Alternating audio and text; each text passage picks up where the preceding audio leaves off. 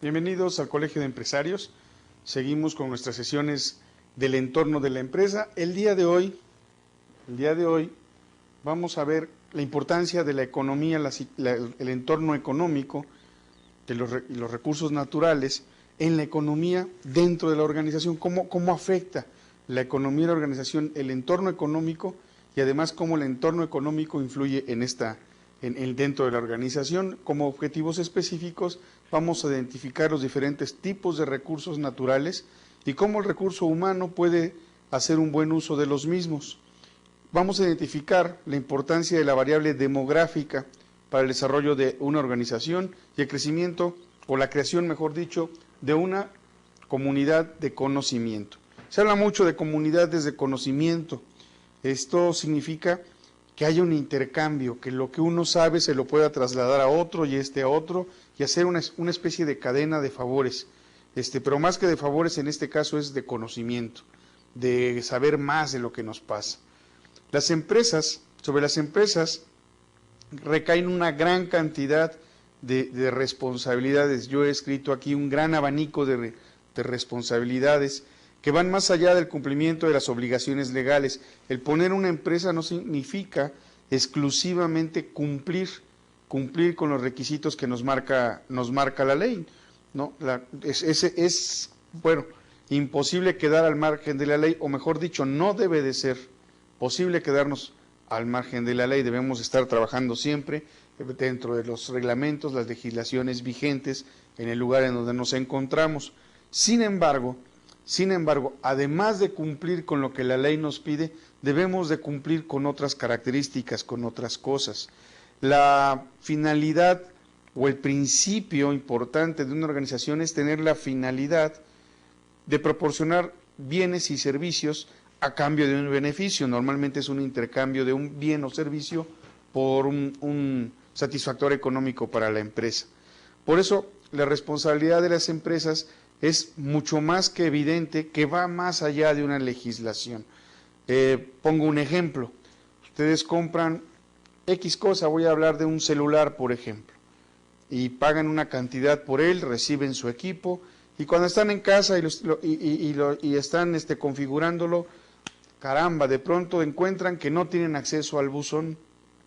¿Qué harían? Bueno, pues van con la empresa, ¿verdad?, y que les reconfiguren o que vean cuál es el problema que tiene el teléfono. Y eso le pasa a cualquier compañía, a cualquier marca y a cualquiera de nosotros. ¿Alguna vez nos ha pasado eso o alguna cosa similar? Bueno, la responsabilidad de la empresa es pues que las cosas salgan en el 100% de uso de los productos que está ofreciendo, pero a veces no es así.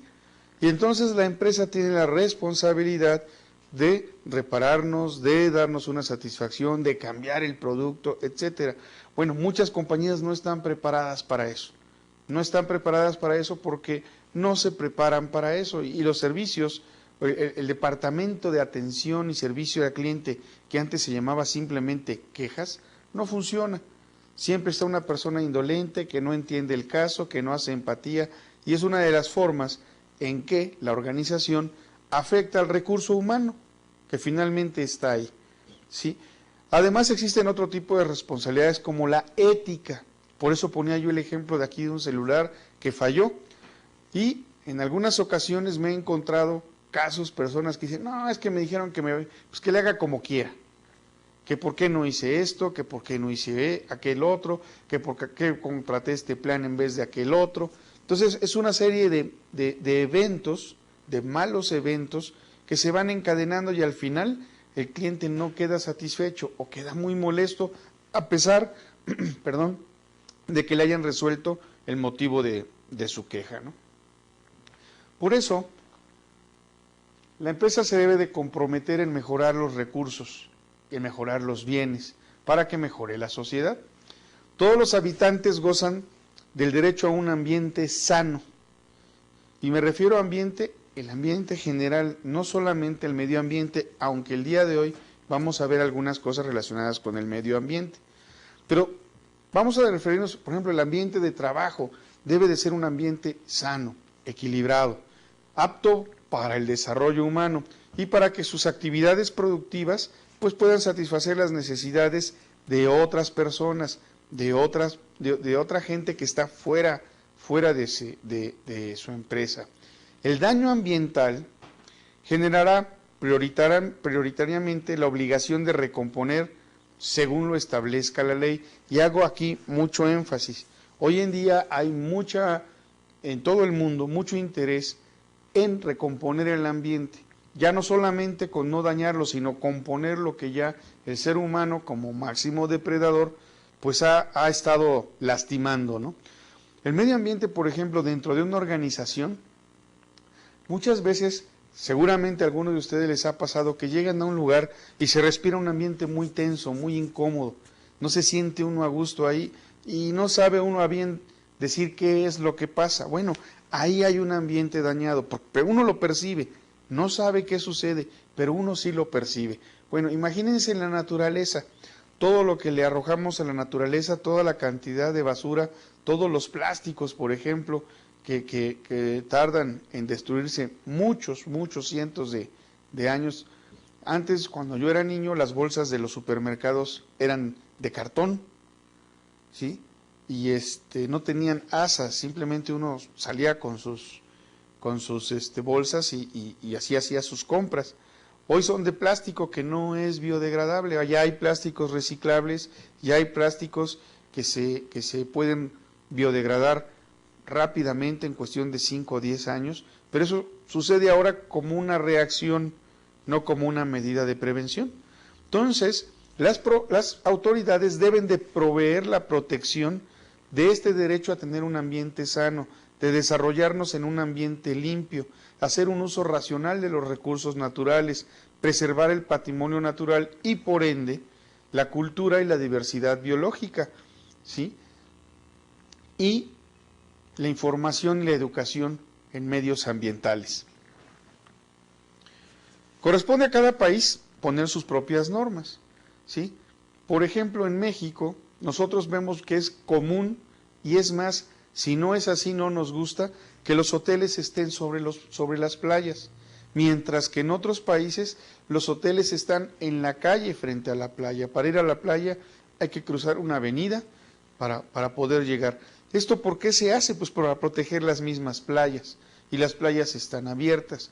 Podemos, caminando por las costas de nuestro país, ver que hay hoteles que tienen su propia zona, y donde la gente pues no puede circular porque no es su porción de playa, es su porción del hotel. Entonces, a eso me refiero con que cada país debe de dictar las normas. En México, en años recientes, ha habido un problema en la Riviera Maya, porque se han estado construyendo hoteles principalmente, se ha hecho infraestructura sobre manglares, que es un recurso natural, y que este recurso forma parte de toda una cadena, de todo un sistema ecológico que se vería afectado si se sigue devastando esta zona, ¿no? Por eso es responsabilidad de que cada gobierno, cada país establezca bajo qué normas, bajo qué principios va a trabajar. Los recursos naturales son el conjunto de elementos, valga la redundancia, naturales, que se encuentran, y ahora otra vez la redundancia, en la naturaleza, de forma no modificada, así como nació, ahí está, todavía no ha sido tocado por nadie, sobre todo por la mano del hombre, ¿sí? Escasos con relación a su demanda actual o potencial. En la semana veía yo un programa sobre los reemplazos a la gasolina, y hablaban mucho de la energía solar, hablaban de la energía eléctrica, de gases, en fin, hay otras fuentes de energía más sanas, más limpias, y me llamaba mucho la atención que usando hidrógeno, lo que sale en el escape, en el peor de los casos, es agua, y además es agua potable, ¿sí? Entonces imagínense restituirle al ambiente el agua que muchas veces por los asfaltos, por los concretos, no alcanzan a penetrar, ¿verdad? Y regresar a la naturaleza. Bueno, pues regresarían en forma del escape del auto, y en vez de enviar gases contaminantes a la atmósfera, mandaríamos vapor de agua. Ya existe, ya está la tecnología, solo que aún no se ha masificado. ¿Por qué? Pues porque tenemos un gusto por la velocidad, por los autos potentes, aunque en la calle, en la ciudad, pues nos desplacemos a 40, 50 kilómetros por hora. Sin embargo, estos autos que estaban presentando, pues tienen una gran autonomía y bueno, velocidades de 120, 130 kilómetros por hora, que para una ciudad, caray, creo que es hasta exagerado. Los recursos naturales los podemos dividir en renovables, que son estos organismos vivos que crecen y se renuevan, como por ejemplo la flora y la fauna. Esos son recursos renovables. Y, obviamente, los contrarios, los no renovables, que se agotan con su explotación. Esos van desapareciendo conforme los vamos usando. Caso de los hidrocarburos, concretamente el petróleo, y así llevamos a la especialización, pues las gasolinas.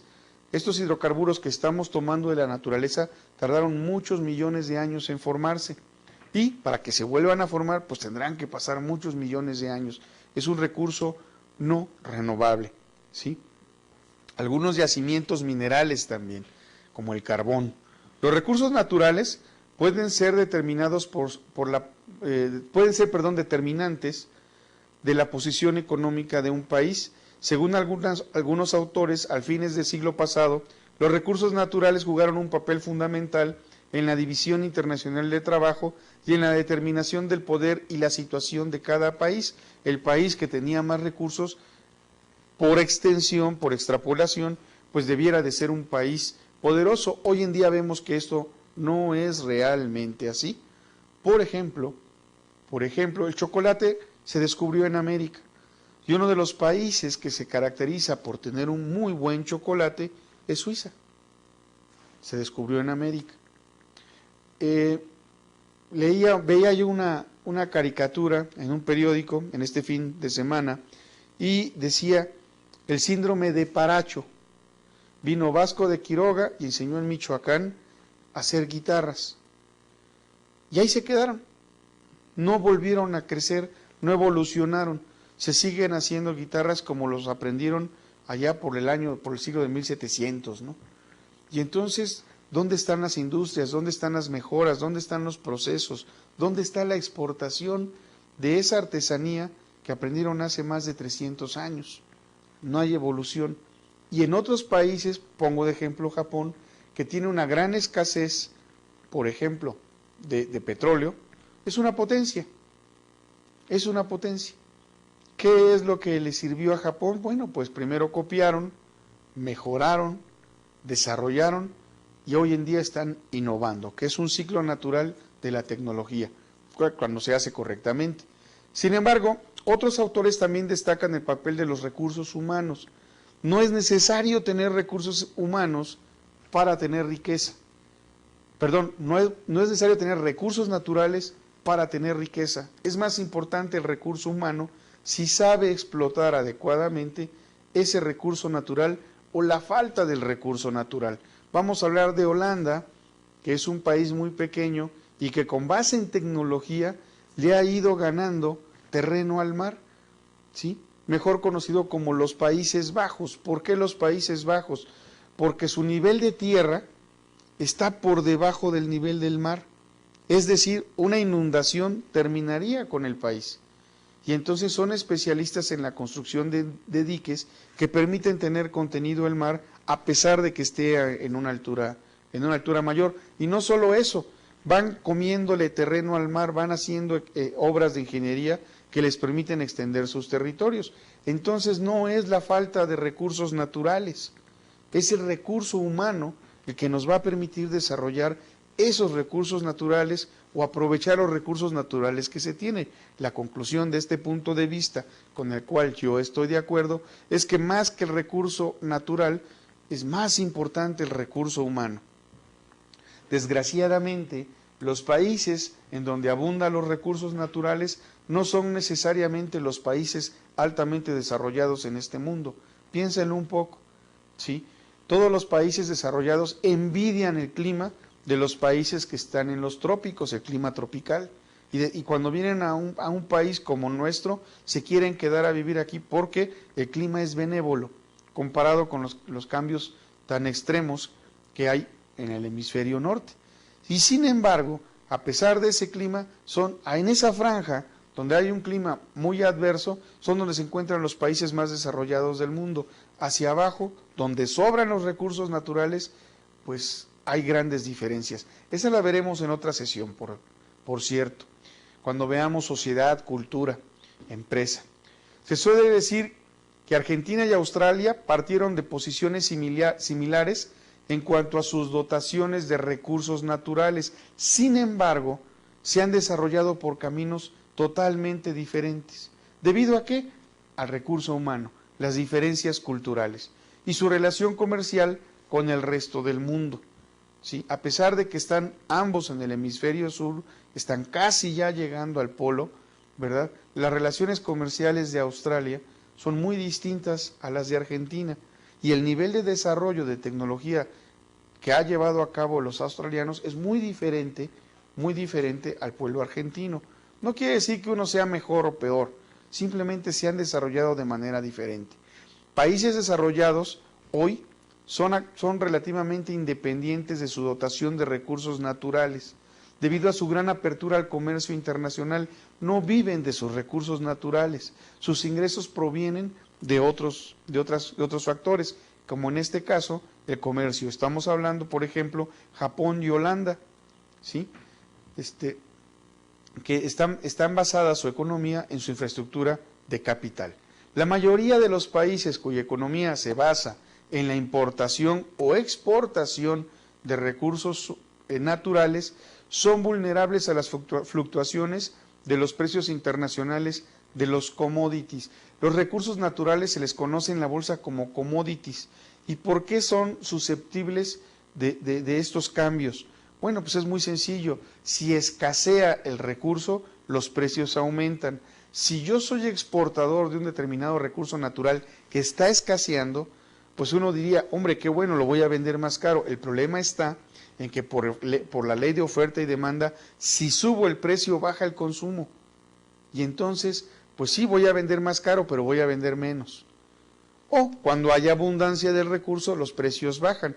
Entonces, los países que se dedican a la explotación de sus recursos naturales, pues se van a ver fuertemente impactados por los cambios en el mercado internacional de estos recursos. Tomemos el ejemplo fundamental, petróleo, que está sumamente influenciado por el ámbito internacional. Cuando vienen climas muy severos, sobre todo en el invierno, incrementa el uso del petróleo o de los derivados del petróleo, el combustible, pues para mantener las calefacciones en grandes ciudades. Sin embargo, ahora tenemos un problema de calentamiento global, ¿sí? Ya las temporadas, las épocas de frío, cada vez son menos largas, por lo tanto el consumo de estos derivados de los hidrocarburos, ¿verdad? Se va haciendo menor. ¿Qué pasa con los países que exportan petróleo? Pues baja sus ingresos. Entonces vean cómo el depender de un recurso natural, en este caso un recurso no renovable, tiene grandes desventajas. La teoría económica ortodoxa actual, en estas teorías no se observa una preocupación real y comprometida en relación con la conservación de los recursos naturales. ¿Por qué digo esto? Porque la principal razón de ser de una empresa es generar riqueza. Ese es un principio básico de una organización. Sin embargo, lastimosamente, este principio ha llegado al extremo de que no importe nada más que eso. Y ahí es un error, ahí es un mal enfoque de las empresas. El sistema capitalista actual representa en muchos países una amenaza a los recursos naturales. No estoy diciendo, y quiero hacer una aclaración, que el sistema capitalista es malo per se. No. El sistema capitalista es bueno, propicia la libre empresa, propicia la competencia, ha hecho que se hagan inventos para mejorar nuestro nivel de vida. El problema es cuando lo llevamos al extremo, tener el beneficio a costa de lo que sea. Ahí está el problema. Y la culpa no la tiene un sistema, la tiene el ser humano, el recurso humano. La disminución de la biodiversidad y de grandes áreas de selvas y bosques demuestran que la humanidad no es responsable para la conservación de los recursos naturales. No nos tengamos que ir muy lejos. Podemos criticar a las grandes empresas internacionales, transnacionales, ¿verdad? Y es muy fácil, porque están visibles, son grandes, y es fácil, y se ve bien pegarle al grande cuando uno es pequeño. Y decimos, mira cómo contaminan, mira cómo ensucian nuestros mares, mira cómo ensucian nuestros ríos. Pero ¿qué hacemos nosotros, por ejemplo, cuando vamos a un bosque? Dejamos la basura. En las ciudades tiramos los papeles por las ventanas de los autos. No digo que ustedes específicamente lo hagan o que yo específicamente lo haga, pero sucede, y sucede con más frecuencia de la que nos gustaría observar. Si vamos a un estadio de fútbol, cuando la gente se levanta, observen cómo quedan los lugares, ¿sí? Parece que alguien fue a tirar basura ahí. No a ver un juego de fútbol o de lo que haya sido. ¿Qué sucedería si en vez de dejar la basura ahí, lo levantamos en las mismas bolsas donde las dieron, ponerlas, y a la salida, como ocurre normalmente en los cines, ¿verdad?, pues depositarlas en sus contenedores? Si nadie lo hace y uno lo comienza a hacer, los demás lo ven mal en nuestra cultura, por nuestra forma de ser. ¡Ay, sí, qué payaso! Y nunca falta el bromista que dice, bueno, entonces ¿de qué van a trabajar los de limpieza? ¿Me explico? Para que vean cómo no solamente las grandes empresas, sino nosotros como seres humanos, también agredimos a la naturaleza. No respetamos el medio ambiente que le dejamos a la persona que viene atrás de nosotros, ¿sí? O sea, no es solamente un problema de las grandes empresas, es un problema cultural y es un problema general del ser humano. Por ejemplo, papel. ¿Cuántas veces desperdiciamos papel? En algunas empresas, cuando usamos el papel por un lado, se imprimió por un lado y está mal, nos piden que lo reciclemos, que utilicemos el otro. Y luego tenemos grandes cantidades de papel a reciclar, es decir, no nos importa equivocarnos, pues al cabo ahí está el recurso. Empresas que utilizan papel reciclado, el cliente lo discute, dice, oye, este papel se ve muy feo, quiero el papel bond clásico blanco. No estoy haciendo campaña contra el papel bond, ¿sí? Es útil. Lo que no sirve es el desperdicio, ¿sí? Y recuerden que debemos hacer un uso óptimo de los recursos, todos, empezando también por los recursos naturales, ¿sí? La existencia de recursos naturales es también una condición básica para que se desarrolle la industria, pero lo que se considera un recurso natural cambia con la tecnología y el desarrollo de la ciencia. No es recurso mientras yo no lo tenga que procesar. No sé si me explico. Si yo no lo necesito para mis procesos, para mi empresa no es un recurso, es naturaleza, punto. En el momento que tengo que talar un árbol para vender un mueble, en ese momento se volvió mi fuente de recursos. Un recurso natural es aquel elemento de la naturaleza que la sociedad, con su tecnología, es capaz de transformar para su propio bien. Esto quiere decir que no siempre se consideran recursos naturales los mismos elementos de la naturaleza, sino solo aquellos que podemos transformar, y yo voy más allá, no solamente los que podemos transformar, es un recurso natural cuando yo lo transformo, cuando mi organización lo transforma. Si ahí está el árbol y ahí se queda, pues es simplemente naturaleza, es flora. Mientras no sepamos cómo aprovechar un determinado elemento, no es recurso natural. Ahí está el árbol, ahí están las plantas, ahí están los ríos, ¿sí? El ejemplo más claro, nuevamente, es el petróleo. Ya se conocía desde hace muchos años, de miles de años, pero solamente en el siglo XX se pudo aprovechar para mover motores y crear energía. El petróleo siempre ha estado ahí, o casi siempre, pero no se aprovechó más que hasta el siglo pasado, y a partir de ahí lo estamos agotando. Las reservas petroleras de México cada vez son menores. Se estiman que van a durar aproximadamente 10 años más, y después. Y si nuestra economía está basada en este recurso no renovable, ahora sí, después ¿qué vendemos? Si no lo acabamos, ¿sí?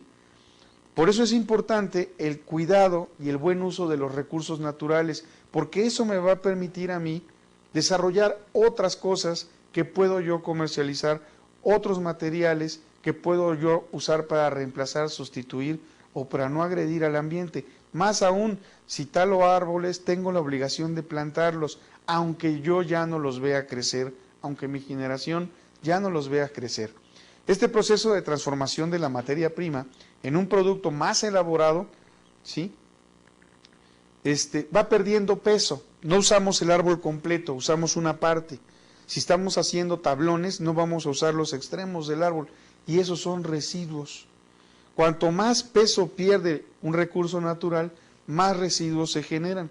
Pero también, ¿sí?, más importancia tendrá la ubicación de la materia prima en la localización de la industria, puesto que el costo de transporte de la mercancía para la misma distancia aumenta con el volumen.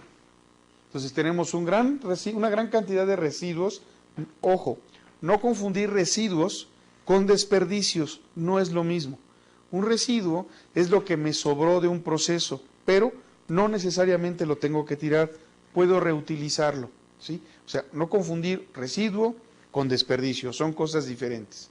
Hay excepciones, como en el caso del producto elaborado, que en el caso del producto sea más frágil o necesite medios de transporte muy especializados y por lo tanto más caros. Entonces vean cómo el peso del producto va a influir en el transporte.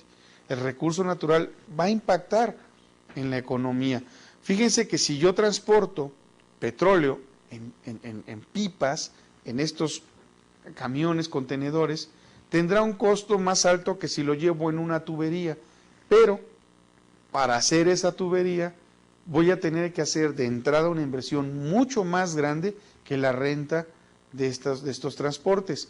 ¿Cuál es la diferencia? Una inversión alta al principio para mantener un costo bajo después, o una inversión baja siempre, ¿verdad? Pero al paso del tiempo se va volviendo costosa. Y estos costos, pues los tengo que transferir al precio, tristemente, ¿sí? Algunas industrias utilizan como materia prima productos elaborados por otras fábricas y su pauta de localización está en función de dónde me coloco para estar cerca de la fábrica y que mi transporte sea menor. Pero además muchas compañías se instalan ahí donde ya hay otras industrias en busca de economías de aglomeración que generan los servicios públicos. La cercanía a una zona se busca para conseguir que estas economías de aglomeración, ¿sí? Uno de los fenómenos más llamativos de la actividad industrial es la contaminación que produce. Y aquí vienen los problemas. O sea, además del problema de reducir un recurso que puede ser no renovable, tenemos el problema de que nos vamos juntando para hacer economías de escala, ¿sí? ¿Y qué sucede? Empezamos a contaminar. Y la materia prima perdida en el proceso de elaboración se introduce en el medio de manera masiva, por encima de las posibilidades que la naturaleza tiene para recuperarse o regenerarse. La tecnología ha llegado a tal punto que en cuestión de segundos tiramos un árbol que tardó cientos de años en crecer. No va a crecer inmediatamente, va a ser afectada por esta tecnología. ¿Quién hizo esa tecnología? El ser humano. ¿Sí? El ritmo de consumo de los recursos naturales también puede ser un problema. Pongo otro ejemplo. Cuando yo estaba estudiando, se hablaba, ¿sí?, de que el agua iba a ser un gran problema en el Distrito Federal. Ya no va a ser, ya lo es. Y también se decía que las siguientes guerras iban a ser por agua. Hoy, un litro de agua pues cuesta casi tanto como un litro de gasolina. ¿Lo hubieran imaginado alguna vez? Pues no. ¿Pero qué ha sucedido? Bueno, hay un factor muy importante.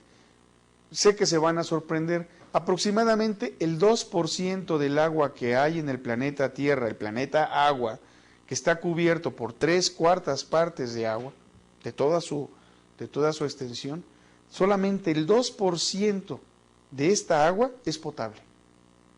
Así de sencillo. La mayoría se encuentra en los polos. Entonces, ¿qué le toca al ser humano hacer? Potabilizar, trasladar, distribuir, y eso tiene un costo.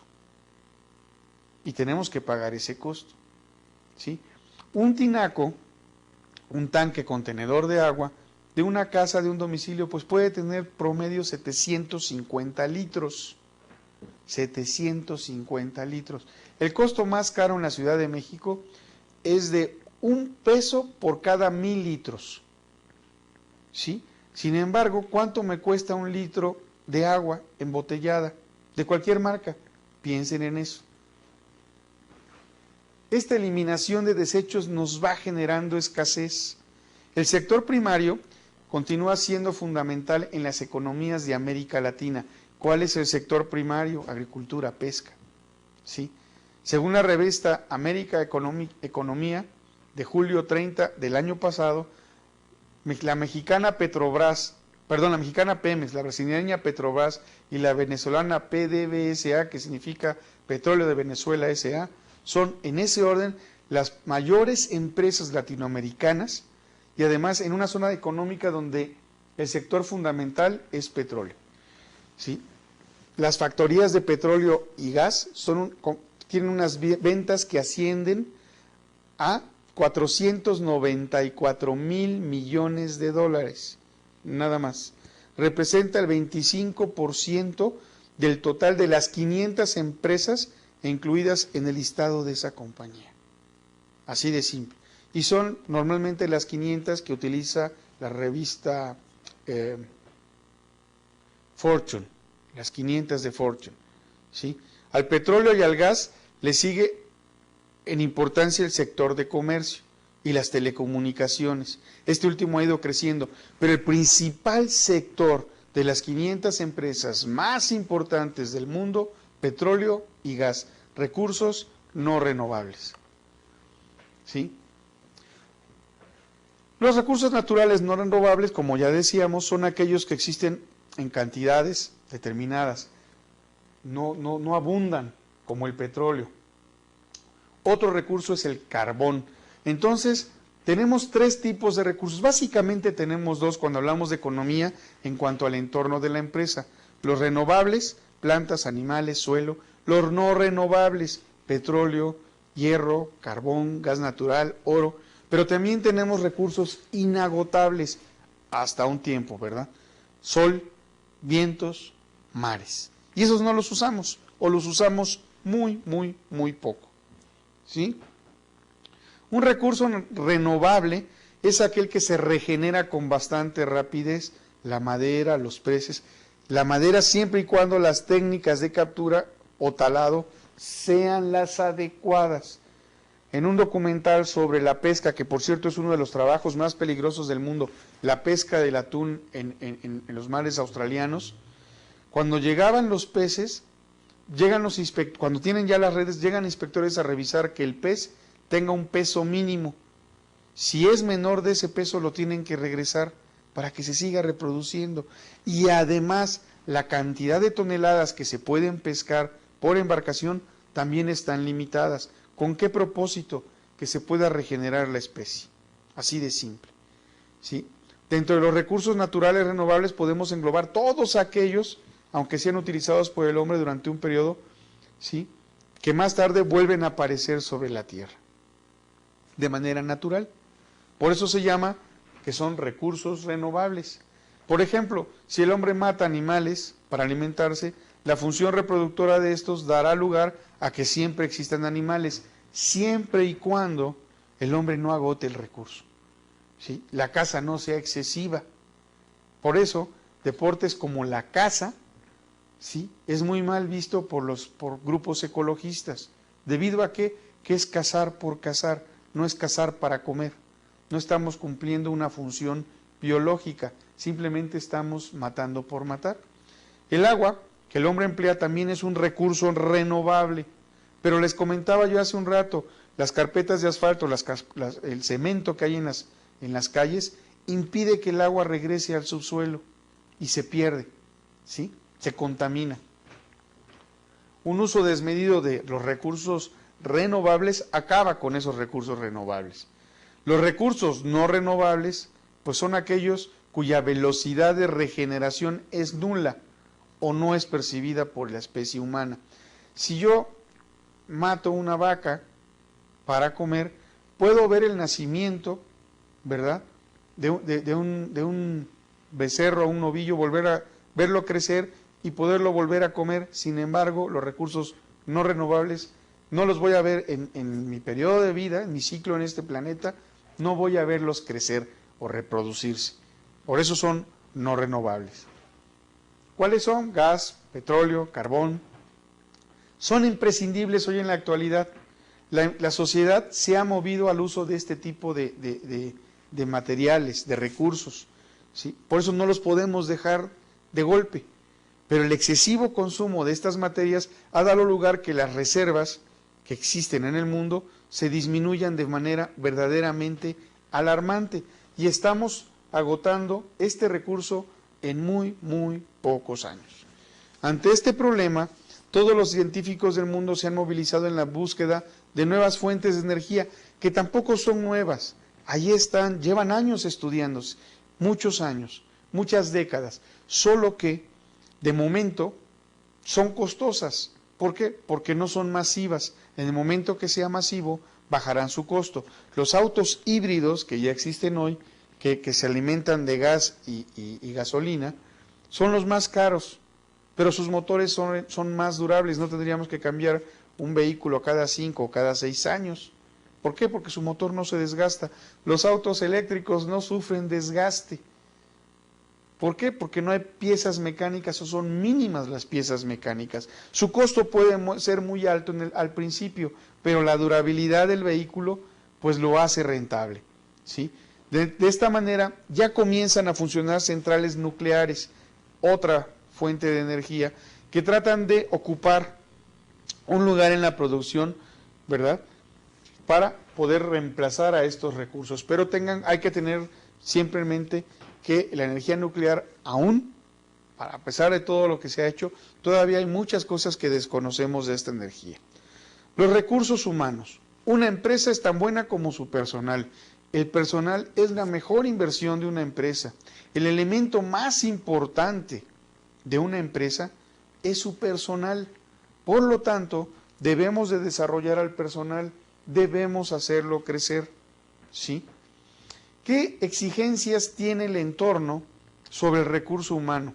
Bueno, pues tenemos aquellas fuerzas externas de la empresa que van a influir en él. Ya vimos el recurso natural, pero el recurso natural como lo entendemos normalmente, flora y fauna, recursos renovables, recursos no renovables. Pero vamos a ver ahora el recurso humano también como un recurso natural. Este sí es renovable y en algunos países o en algunas zonas del país, ¿sí?, es altamente renovable. La tasa de nacimientos es muy alta, pero ¿qué creen? Tiende a disminuir y cada vez más, ¿sí? Entonces, las fuerzas externas de la empresa, ¿qué exigen?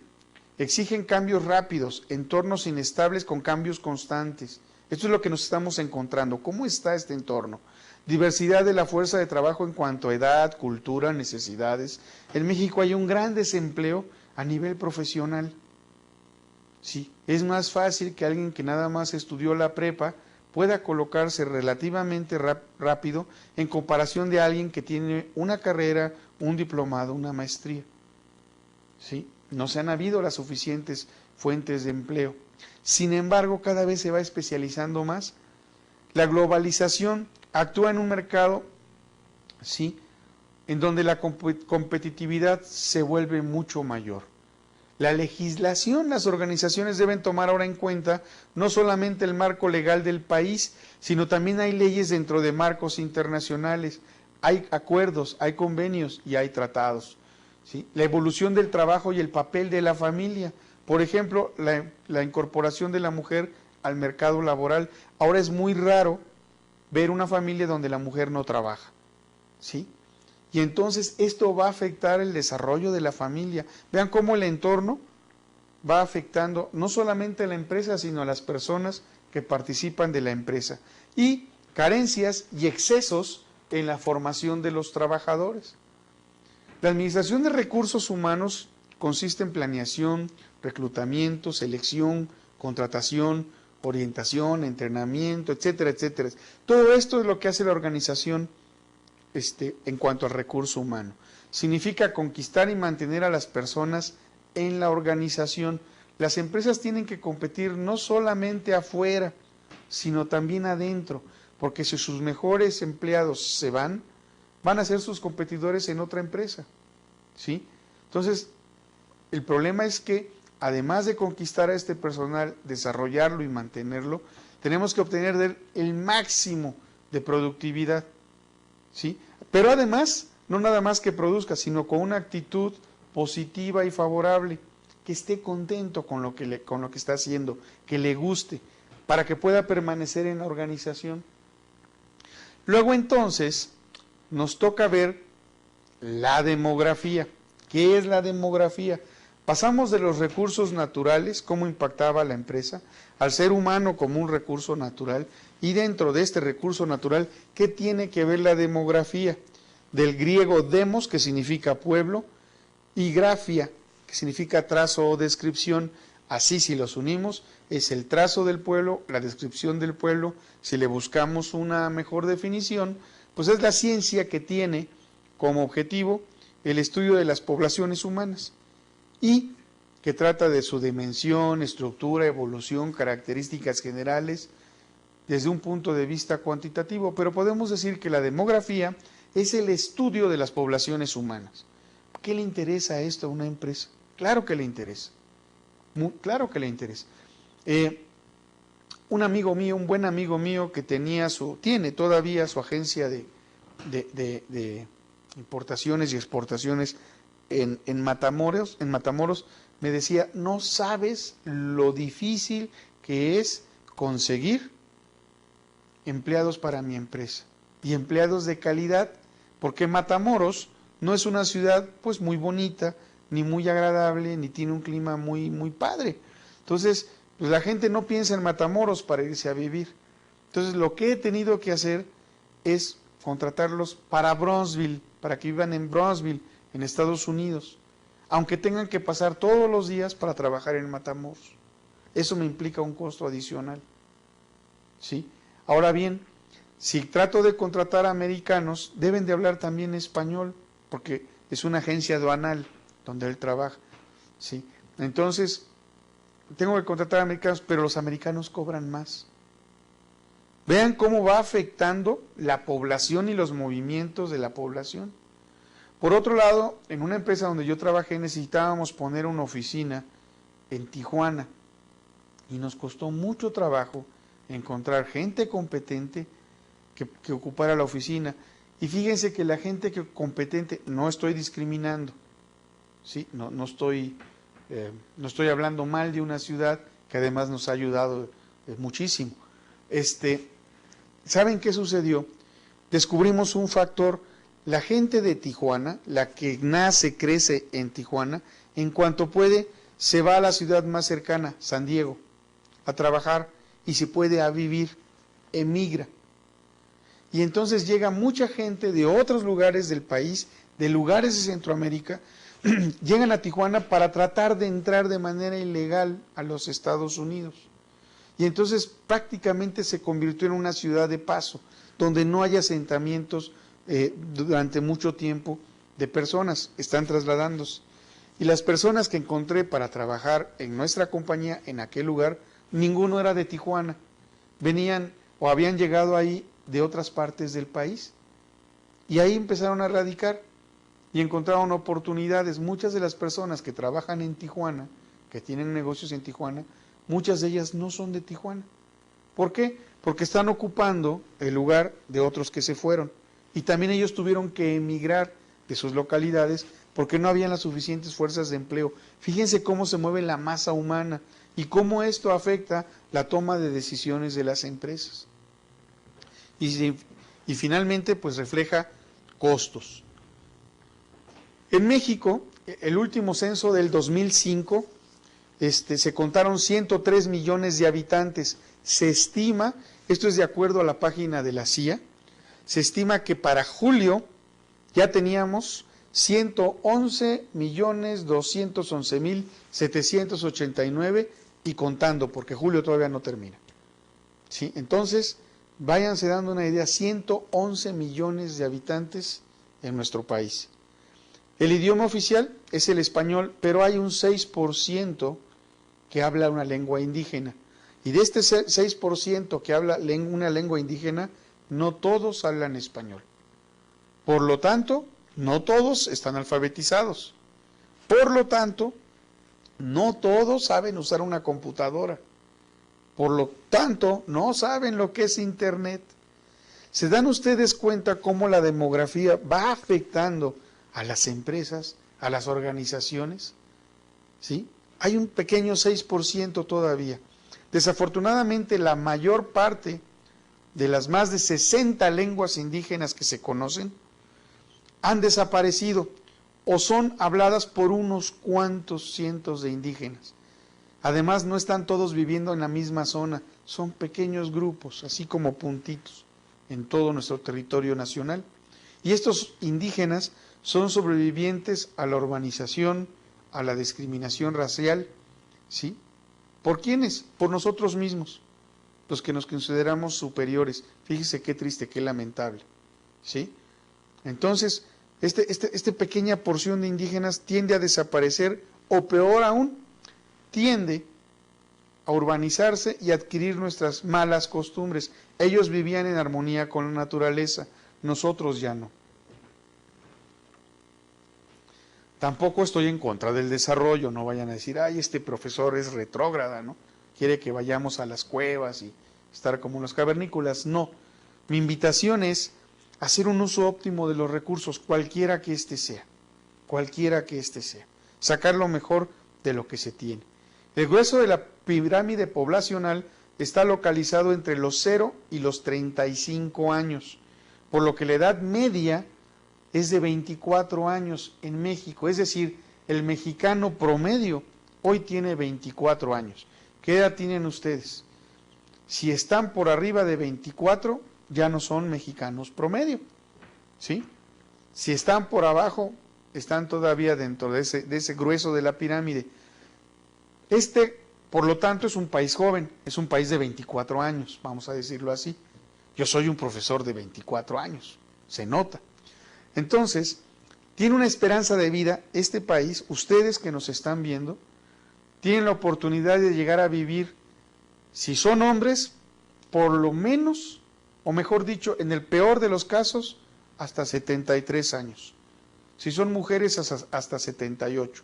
En todos los países las mujeres viven más, ¿sí? Es decir, son más fuertes, punto. Hay que reconocerlo.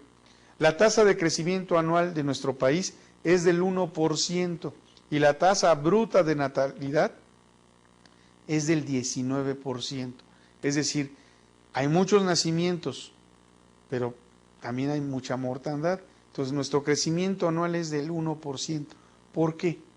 Porque ya no hay nacimientos. Empiezan a haber los controles de la natalidad, y entonces impide que pues haya una reproducción exagerada. Eso es bueno, pero no hay que llegar al extremo donde los niños prácticamente desaparezcan. Hay algunas ciudades de Europa donde es muy difícil ver un niño. Es muy, muy, muy difícil. Y se siente raro cuando uno camina y de pronto dice algo falta. Sí, faltan los niños corriendo, gritando, paseando en bicicleta, aún en los parques. El 88% de la población mexicana se declara católica, ¿sí? ¿Por qué se declara católica? Pues porque fueron bautizados, porque hicieron la primera comunión, porque muchos se casaron por la iglesia, aunque no la practiquen. Pero el 88% de la población mexicana se declara de la religión católica. El 68% de los hogares mexicanos está conformada por la familia nuclear de padres e hijos. Hay un papá, hay una mamá y hay hijos. ¿Por qué es mencionable esto? Porque hay países en que una vez que el hijo llega a una determinada edad, le dicen a volar, a hueque. Se ve mal que un muchacho de 24 años viva con sus papás. En otros países, en México no. Es más, muchas veces se casa y el baquetón lleva a la esposa a la casa de los padres, ¿no? Entonces, y vente, hijo, aquí le hacemos un lugarcito al nieto, ¿no? Pero en otros países está muy mal visto eso, ¿sí? Sobre todo en los países desarrollados. A lo mejor por eso son desarrollados. Sin embargo, el núcleo de la familia en México nos ha sacado de todas nuestras crisis. Se los digo yo que soy sobreviviente de varias crisis. La familia es lo más importante que tenemos en nuestro país, en nuestra organización. El 90% de la población mayor de 15 años está alfabetizada, es decir, sabe leer y escribir. con una participación equitativa entre hombres y mujeres. Somos más o menos la misma cantidad de hombres que de mujeres. O sea, nada de que nos tocan de a 7 y a uno rarito ahí, uno sin violencia, no. Hay más o menos la misma cantidad de hombres que de mujeres. México es conocido por registrar una alta migración hacia el vecino país del norte de Estados Unidos. La inmigración de extranjeros al país es menor, o sea, los extranjeros que vienen a vivir a México o a trabajar es del 1%. Asimismo, la concentración urbana es muy alta, el 76% de nuestros habitantes, de estos estimados 111 millones, ¿sí?, reside en ciudades, es población que reside en ciudades. Particularmente el 20% de la población total está en la Ciudad de México. Es decir, tenemos más de 20 millones en un lugarcito. Antes no nos estamos matando unos con otros. Para allá vamos, ¿verdad? Pero por el momento creo que hemos aprendido a convivir bajo la perspectiva, bajo las circunstancias, maravillosamente bien. ¿Sí? Me sorprende mucho que en las calles pocos claxones se oyen. Pasan ustedes a otro país, en Centro, Suramérica, y verán que la gente maneja usando el claxon. Si ponen atención en la Ciudad de México, poco se utiliza. Ya hemos aprendido a convivir, si no a ser tolerantes, por lo menos ya nos aguantamos, ya no nos desesperamos tanto. Estos datos son importantes porque forman parte del conocimiento, que es algo que me va a ayudar como factor de desarrollo. Si yo en mi empresa sé cómo es mi demografía dentro de la empresa, mi demografía, dónde ubico mi empresa, yo sé qué puedo hacer y qué no puedo hacer con mis empleados. El conocimiento humano es un factor esencial en la producción de valor y riquezas. Es lo más importante. El conocimiento humano ha generado todo lo que ustedes ven. Ahorita están viendo una computadora, eso lo generó el conocimiento humano. Volteen en su habitación, en su oficina, en el lugar donde estén, y todo lo que ven ustedes a su alrededor es conocimiento humano. Todo lo que ven a mi espalda fue desarrollado porque alguien lo intuyó, lo diseñó y lo llevó a la realidad. Por eso es importante el conocimiento humano y la materialización de las ideas. ¿Qué es materialización de las ideas? Pues que no estemos planeando como loquitos, no dando vueltas y vueltas y vueltas, sino nada más planear y hacer, ¿ok? Con el avance de la ciencia y la tecnología, cada vez más la materia se sobrecarga de información y estas cosas, pues, nos van ayudando con el conocimiento humano. Tenemos el derecho a la propiedad intelectual. Parte de lo que regulan las empresas, lo que se genera dentro de las empresas, se queda en las empresas, porque para eso nos están contratando. Y algunas partes del contrato nos dicen, mira, es derecho de toda persona, todas las personas tienen derecho de tomar parte libremente en la vida cultural de la comunidad, a gozar de las artes, de participar del progreso científico, de los beneficios. Todas las personas tienen el derecho a la protección de sus intereses. Si yo genero algo que nadie más ha generado, tengo el derecho de poderlo registrar a mi nombre y que esté protegido, y que si alguien lo quiera usar, me pueda pagar por ese uso de mi conocimiento. El conocimiento no debe de ser usado para destruir, para oprimir o con fines militares agresivos.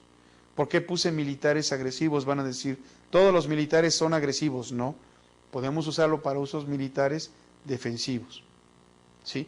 Nuestro ejército, en el plan de N3, ayuda a las comunidades azotadas por los fenómenos meteorológicos. El conocimiento nos debe habilitar a nosotros para vivir de una mejor manera, más acorde con la naturaleza, que la hemos ido dejando poco a poco, ¿sí? La hemos adaptado tanto que estamos a punto de desaparecerla. Hemos generado un gran hoyo de ozono, hemos hecho un gran calentamiento global.